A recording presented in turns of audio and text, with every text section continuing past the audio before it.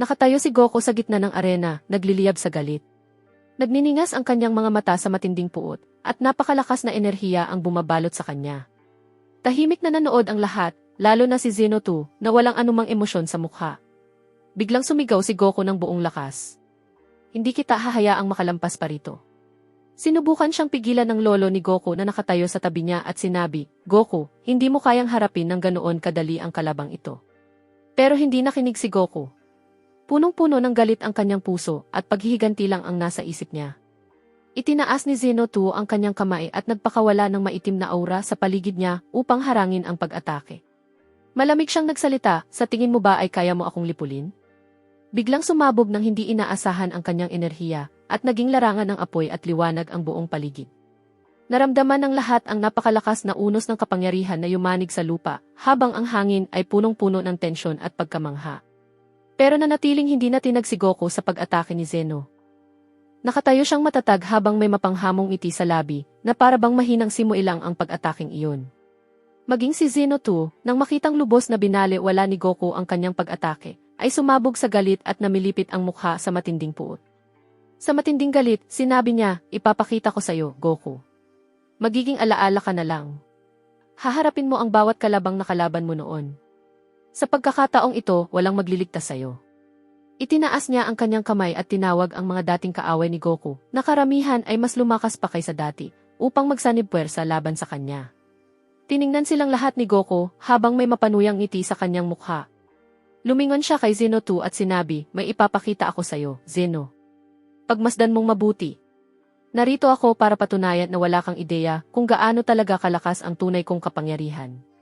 Pagkatapos, taglay ang hindi matitinag na kumpiyansa, itinaas ni Goku ang kanyang kamay at sa isang iglap ay nagpakawala ng napakalakas na pag-atake na dumurog sa kanyang mga kalaban isa-isa sa iisang bugso.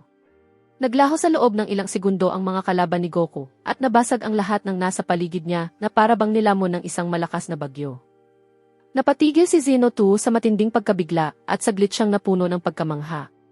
Pero biglang nagbago ang kanyang ekspresyon at napalitan ng mapanganib ng ngiti ang kanyang galit. Dahan-dahan niyang iginalaw ang kanyang kamay sa hangin na para bang pinatitigil ang oras at malamig na sinabi, kung pipiliin mong sumuway, sisimulan ko sa pinakamahalaga sa iyo. Buburahin ko ang iyong ama na si Bardock. Si Goku, na hindi pa kailanman nakaranas ng ganoong matinding galit, ay nabalot ng pagkabigla at matinding emosyon. Si Bardock, ang kanyang ama na kilala lamang niya sa malalabong alaala, ay nasa ilalim kayo ng banta ni Zeno 2. Napuno ng luha ang kanyang mga mata habang sumisigaw siya. Hindi mo pwedeng gawin iyon. Tumigil ka. Pero hindi umatras si Zeno 2. Nakapagdesisyon na siya. Habang kumikislap ang matinding kasamaan sa kanyang mga mata, nagpakawala siya ng maitim na liwanag patungo kay Bardock at agad itong nilamon. Ang sandaling iyon ay naging isang bangungot para kay Goku. Narinig niya ang sigaw ni Bardock habang unti-unting nawawala ang kanyang enerhiya sa harap ng kanyang mga mata. Muling nawala ng ama si Goku at naramdaman niyang nadurog ang kanyang puso. Lalong umabot sa sukdulan ang kanyang galit na hindi pa kailanman nangyari noon. Hindi na nag-isip pa si Goku at sumugod kay Zeno 2 ng buong lakas, handang magpakawala ng pag-ataking hindi pa nasasaksihan kailanman. Pero bigla siyang napahinto nang may mapansin siyang kakaiba. Hindi gumagalaw si Zeno 2 at kalmado lang siyang nakatingin. Ngumisi si Zeno 2. Hindi mo ako matatalo sa ganyang paraan. Ngayon, napagdesisyonan kong pagdusahan mo ito hanggang sa tuluyan kang sumuko. Sumenyas siya sa mga bantay at inutusan silang simulan ang pagpapahirap kay Goku. Walang awang sinalakay siya ng mga bantay.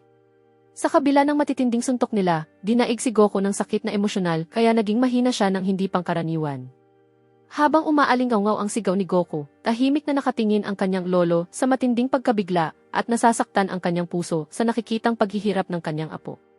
Sa huli, nang magsimula ng mawala ng malay si Goku dahil sa walang tigil na pagpapahirap, nagpakawala ang kanyang lolo ng mapaminsalang pag-atake na nagpalipad sa mga bantay sa ere at tuluyang dumurog sa kanila.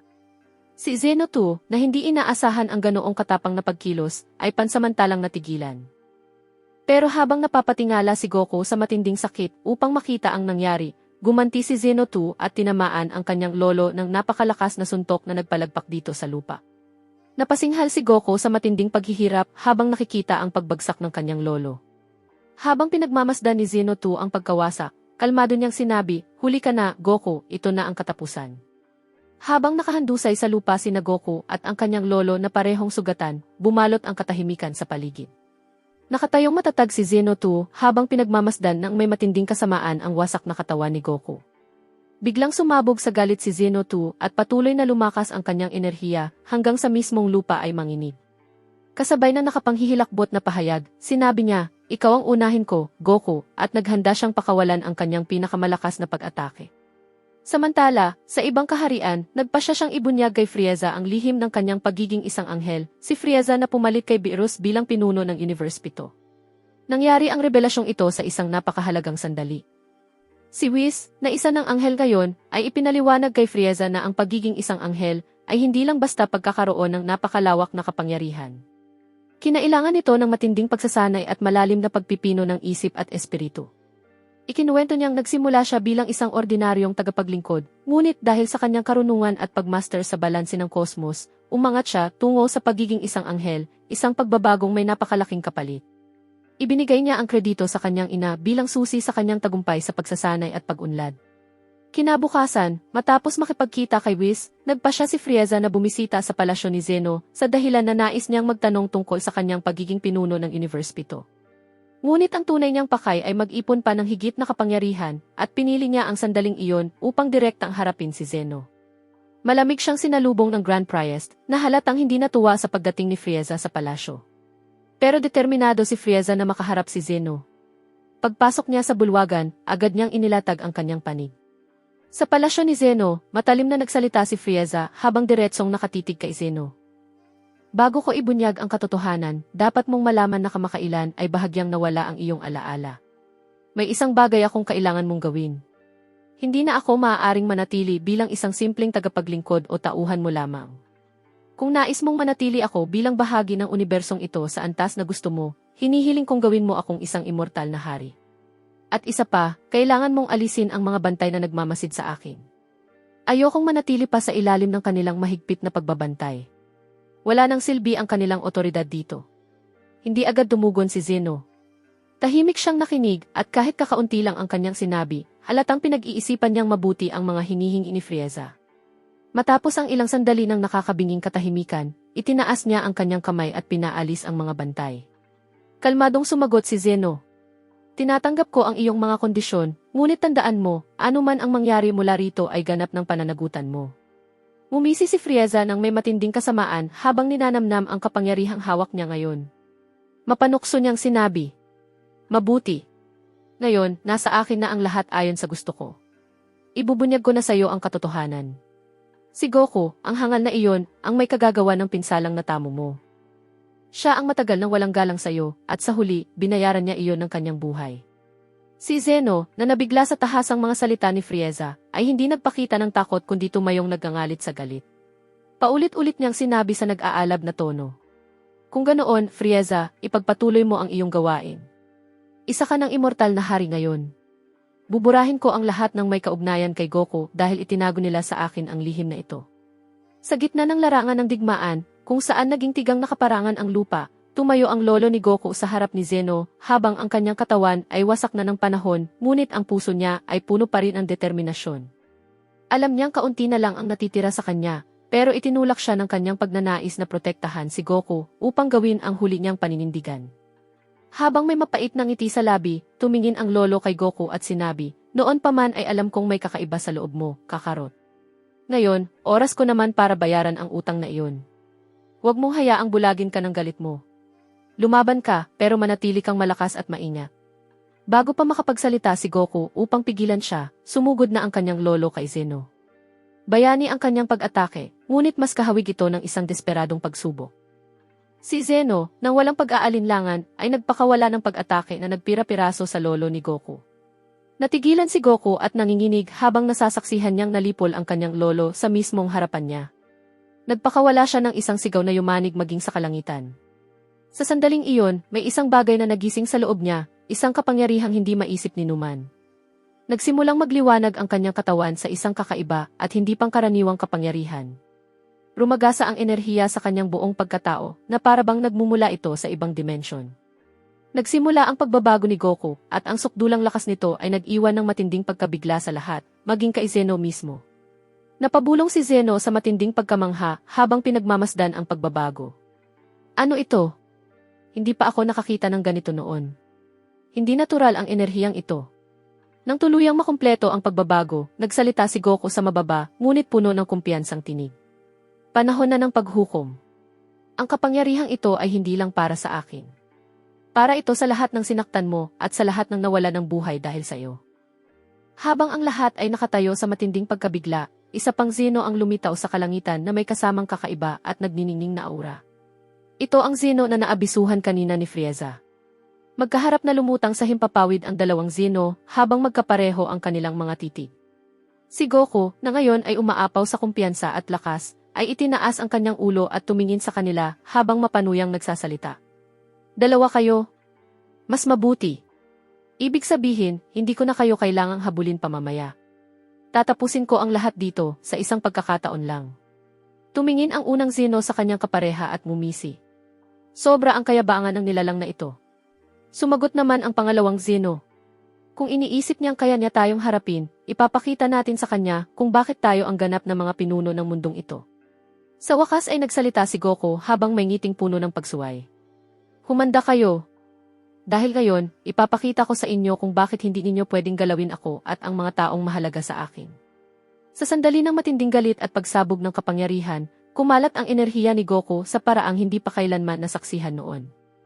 Nagbitak ang lupa sa ilalim niya at ang kalangitan ay naging maitim habang nababalot ng matinding kuryente. Isang bago at hindi kilalang pagbabago ang lumitaw na may makapal na aura na kumikislap sa nakakasilaw na liwanag. Ito ang direktang bunga ng mga aral at sakripisyo ng kanyang lolo na para bang nagsanib ang espiritu nito sa kapangyarihan ni Goku upang maabot ang sukdulan nitong anyo. Habang matatag ang kanyang titig at nagniningning ang kanyang mga mata, buong kumpiyansang sinabi ni Goku, hindi mahalaga kung gaano kayo kalakas. Pipigilan ko kayo rito at ngayon din at hindi ko nahahayaang may magsakripisyo para sa akin kailanman muli. Lumingon ang unang Zeno sa kanyang kapareha at malamig na sinabi, tunay na banta ang nilalang na ito. Panahon na upang wakasan ang kaguluhang ito. Sumagot naman ang pangalawang Zeno habang may maringgal na ngiti, napakagandang ideya. Magsanib tayo. Pagkatapos nito, magiging isang nilalang tayo na kahit siya ay hindi kayang maunawaan. Nagsimulang lumapit ang dalawa sa isa't isa at ang buong mundo ay nilamon ng nakakasilaw na liwanag. Ang kanilang pagsasanib ay isang nakakatakot na pangyayari. Hindi masukat na enerhiya ang nagmumula sa pinagsama nilang anyo. Ang kanilang aura ay naging pagsasanib ng mapanirang puwersang kosmiko at ang kanilang mga mata ay nagningning sa liwanag na hindi maipaliwanag. Si Goku, habang pinagmamasdan ang lahat ng hindi nawawala ang kanyang kalmado, ay mahinahong nagsalita. Kahit gaano pa kayo kalakas ngayon, narito ako at handa ako. Habang matatag na nakatayo sa harap ng pinagsanib na Zeno, patuloy na rumaragasa ang enerhiya ni Goku. Sa tahimik ngunit punong-puno ng galit na tinig, sinabi niya, bago magsimula ang digmaang ito, gusto kong malaman ang katotohanan. Bakit ninyo ako pinupuntirya? At bakit namatay ang lolo ko dahil sa inyo? Ang pinagsanib na Zeno, na naglalabas ng matinding kayabangan at kapangyarihan, ay malamig na sumagot. Ang lolo mo, ang walang silbing matandang iyon ay isang hadlang. Sinubukan niyang pigilan kami sa pagpataw ng aming pamumuno sa mundo ng mga patay. Sa tingin mo ba nagkataon lang ang kanyang sakripisyo? Isa siyang sagabal kaya binura namin siya. Lumaki ang mga mata ni Goku sa matinding pagkabigla, ngunit pinilit niyang manatiling kalmado. Sa paos na tinig, nagtanong siya, pinoprotektahan ako ng lolo ko. Dagdag pa ng pinagsanib na Zeno habang may mapanuyang ngiti. Hindi lang ang lolo mo. Ang ama mo, ang ina mo, maging ang mga kaibigan mo, lahat sila ay nagbayad ng kapalit dahil sa pagrebelde laban sa amin. At may isa pa akong impormasyong lalo pang magpapasiklab ng galit mo. Si Frieza ang lumapit sa amin at kumumbinsi sa aming ikaw ang dahilan ng lahat ng pagkawasak, at na ang pagpatay sa iyo ang tanging paraan upang maibalik ang kaayusan. Tahimik na nanatili si Goku sa loob ng ilang sandali bago siya sumigaw ng malakas. Si Frieza, ang walang hiyang iyon, hindi pa ba sapat na winasak niya ang aking lahi? Ngayon, siya pa ang dahilan ng pagkamatay ng mga taong mahal ko. Ang pinagsanib na Zeno, sa tonong puno ng pangutya, ay sumagot. Goku, isa ka lamang sumpa sa lahat ng tao. Sino mang mapalapit sa iyo ay nauwi sa kamatayan o pagkawasak. Pero huwag kang mag-alala, malapit nang matapos ang pagdurusa mo. Dahil hindi ka na basta iiral pa. Biglang sumiklab ang aura ni Goku sa kapangyarihang hindi pa kailanman nasaksihan at nagliliyab sa galit ang kanyang mga mata. Sa matatag na tinig, sinabi niya, "Kinuha na ninyo ang lahat sa akin. Ngayon, wawakasan ko ang kawalang katarungang ito. Kung kailangan kong wasakin ang lahat ng kapangyarihan ninyo, hindi ako magdadalawang isip." Nagpatuloy ang pinagsanib na Zeno. "Pero bago ka magsimula, ibabahagi ko ang huling lihim. Ang mundo ng mga patay, kung saan ka ngayon nakatayo, ako ang may kontrol dito. Bawat kaluluwa, bawat nilalang dito, ay nasa ilalim ng aking utos. Ang iyong lolo ang nag-iisang nakakaalam niyan, kaya siya tumindig laban sa akin, at nauwi tulad ng iba." Nagsimula ang labanan. Ang unang atake ni Goku ay parang kidlat, sumugod patungo sa pinagsanib na Zeno nang may di maipaliwanag na bilis. Ang kanilang banggaan ay lumikha ng isang pasabog na puwersa na nagliwanag sa langit at nagdilim sa mundo. Ang impact ay nakakabingi, naramdaman ng lahat sa kabilang mundo at maging ng mga buhay sa malalayong planeta. Sa bawat pagkakataon na pinakawalan ng pinagsanib na Zeno ang kanyang enerhiya, sinasalag ito ni Goku ng kapantay o mas malakas na atake. Ang kanilang labanan ay sumira mismo sa espasyo, may mga linya ng enerhiya na tumatago sa mga dimensyon, hudyat na may masigit pa sa buhay ang nagaganap. Ang pinagsanib na Zeno, galit na galit, ay sumigaw, "Paano mo nagagawang makasabay sa akin? Ako ang sukdulang kapangyarihan." Si Goku, na may malamig na ngiti, ay sumagot, "Sukdulang kapangyarihan? Wala iyon kumpara sa sukdulang kalooban. Narito ako para wakasan ang kawalang katarungang ito." Kahit ang mga patay ay huminto sa kanilang ginagawa upang masaksihan ang labanan. Tila walang katapusan ang labanan, ngunit may kakaibang nangyari sa loob ng dakilang palasyo ng kabilang buhay. Ang dakilang pari, ang huling tagapagtanggol ng palasyo, ay nakatayo sa pangunahing bulwagan, nag-ipon ng enerhiya upang protektahan ang lugar. Tumulo ang pawis mula sa kanyang noo habang siya ay nagbulong sa sarili, "Kapag bumagsak ang lugar na ito, maglalaho ang buong mundo. Hindi ko hahayaang mangyari iyon." Habang pinagtutuunan niya ng pansin ang kanyang kapangyarihan, bigla siyang may naramdamang kakaiba. Isang estrangherong enerhiya ang dumadaloy sa kanyang katawan. Ipinatong niya ang isang kamay sa kanyang dibdib, nanlaki ang kanyang mga mata sa gulat. Sa nanginginig na tinig, sinabi niya, Ano ang pakiramdam na ito?" Mula sa mga anino, lumitaw si Frieza na may mabagal at mapagmataas na mga hakbang. Sa mapanuyang tono, sinabi niya, "Hindi mo ba nakikita, pare? Panahon na para maunawaan mo na ang trono na ito ay hindi kailanman para kay Zeno o kahit sa iyo. Akin na ito ngayon." Ang pari ay humakbang pasulong at itinaas ang kanyang kamay, sinusubukang ipatawag ang kanyang kapangyarihan.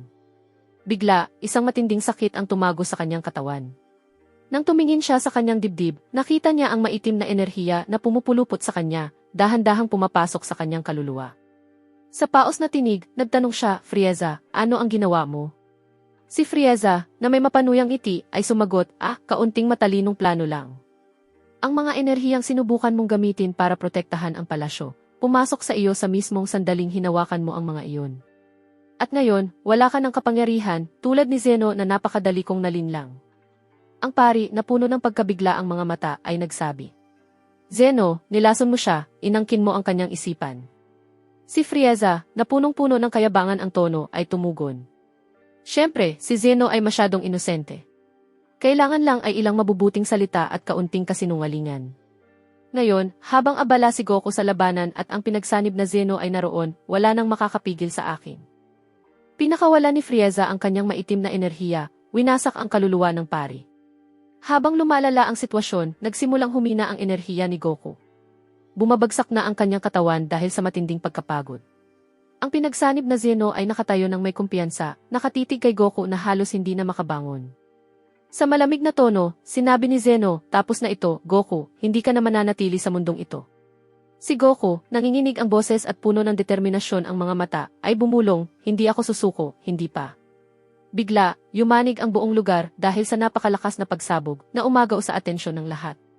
Sa gitna ng usok at nakakasilaw na liwanag, isang pamilyar na anyo ang lumitaw.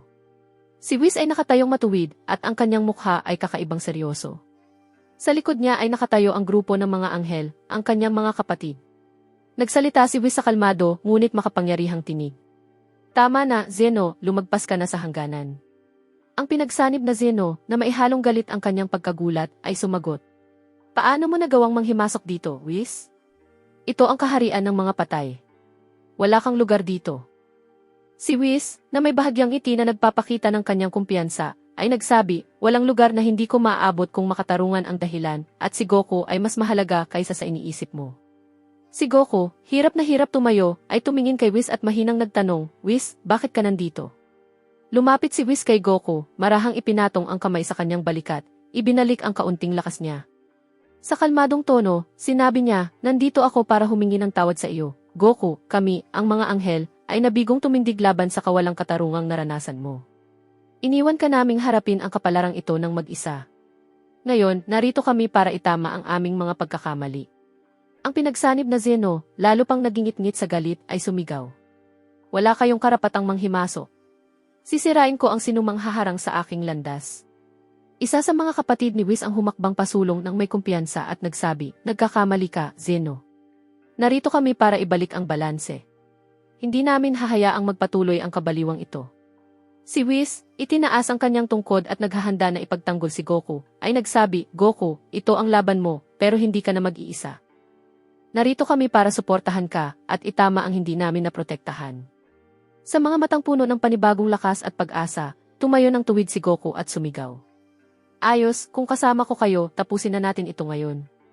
Ang labanan, na dati ay pabor kay Zeno, ay nagbago habang ipinapadaloy ng mga anghel ang kanilang enerhiya kay Goku, isang kapangyarihang hindi pa kailanman nakita ang sumiklab. Ang mismong pundasyon ng kabilang buhay ay yumanig sa isang di maipaliwanag na puwersa.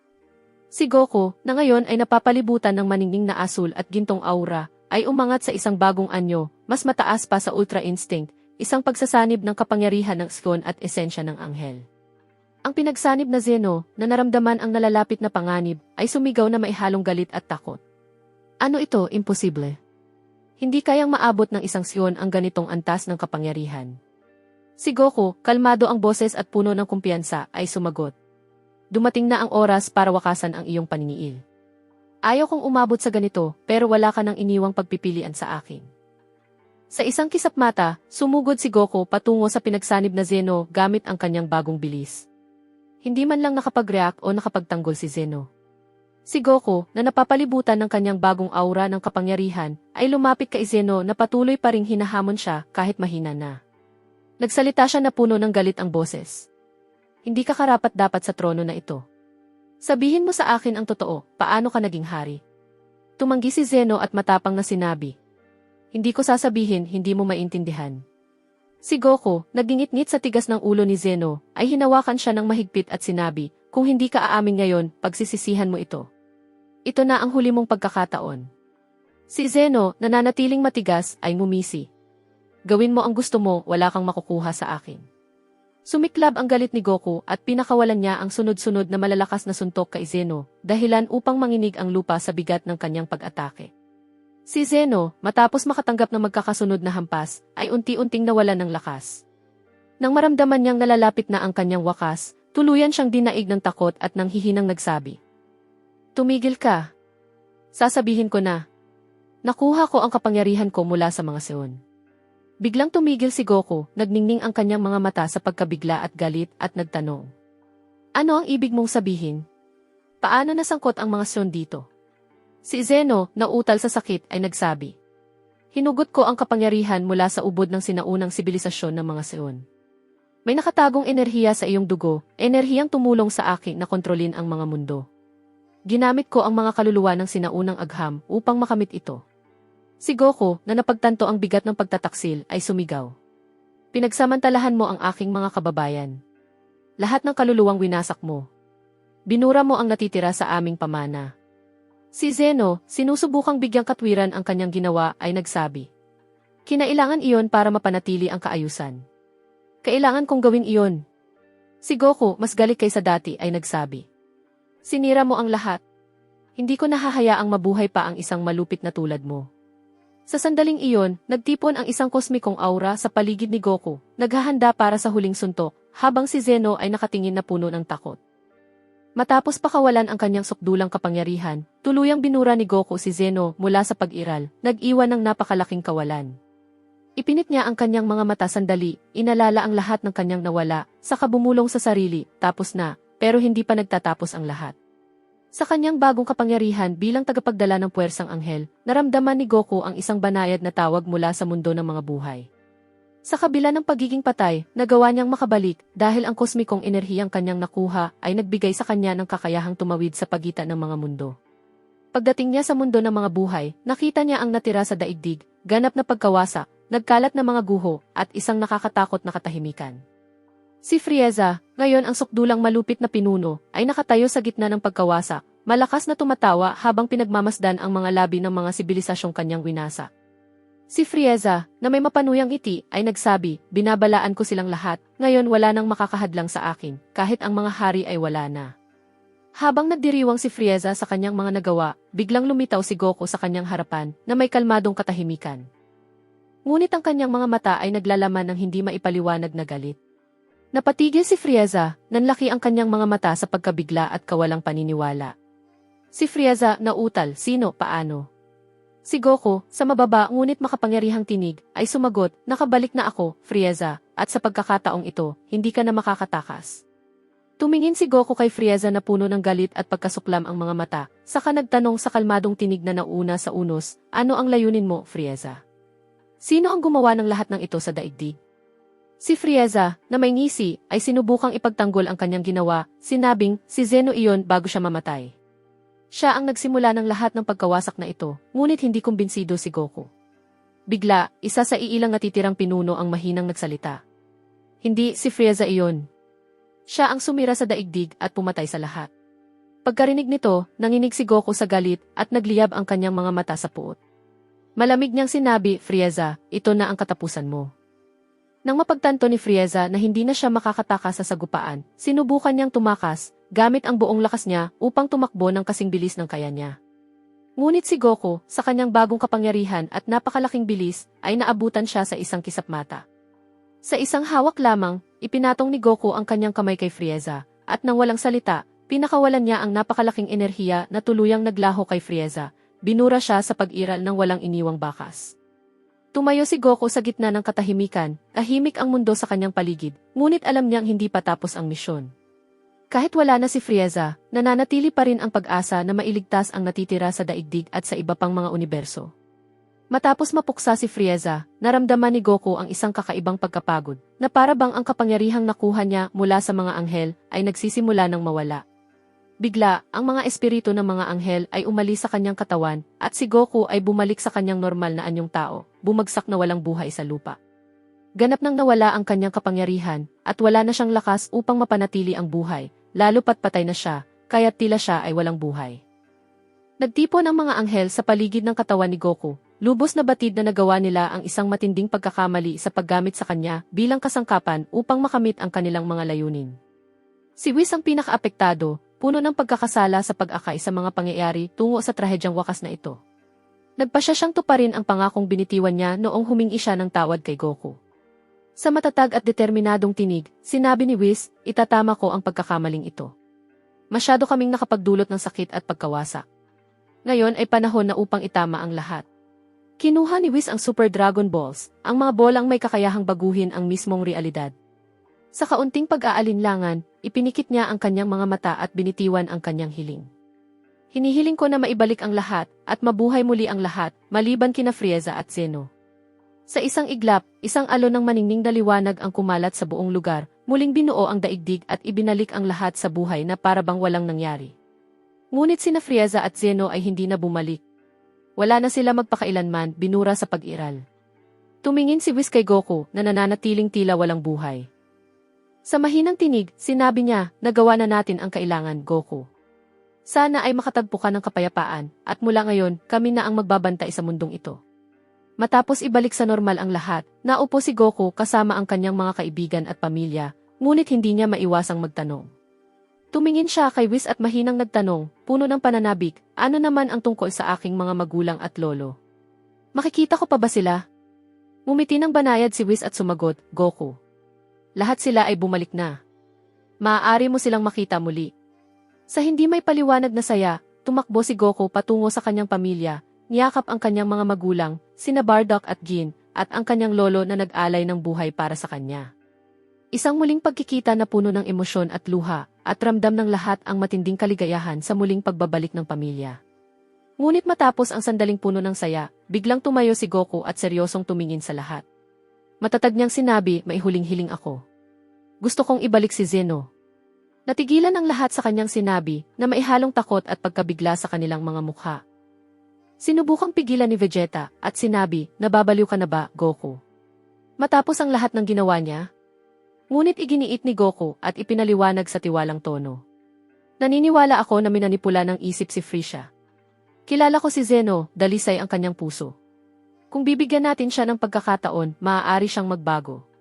Matapos ang ilang sandaling pag-aalinlangan, pumayag ang mga anghel sa kahilingan ni Goku at nagsama-sama silang gamitin ang Super Dragon Balls upang ibalik si Zeno.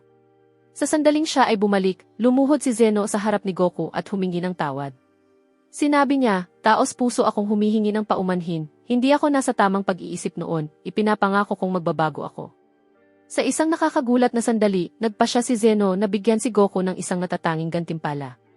"Pinatunayan mong karapat-dapat kang magprotekta sa lahat, kaya't iginagawad ko sa iyo ang posisyon bilang hari ng lahat." Nagsaya ang lahat sa balitang ito, ramdam ang kapanatagan sa ilalim ng pamumuno ni Goku. At sa gayon, nagtapos ang kwento sa isang tagpo ng kapayapaan, kung saan ang lahat ay bumalik sa kanilang normal na buhay. Alam na si Goku ay palaging naroon upang protektahan sila, gaano man kalaki ang kapalit.